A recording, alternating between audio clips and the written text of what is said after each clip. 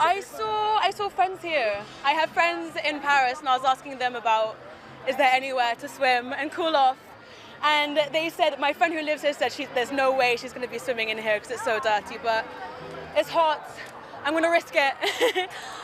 But yeah, I saw last night on Instagram friends jumping off the bridge, so I asked her where she was, and then today we thought we need to cool off before tonight where we're going to be dancing.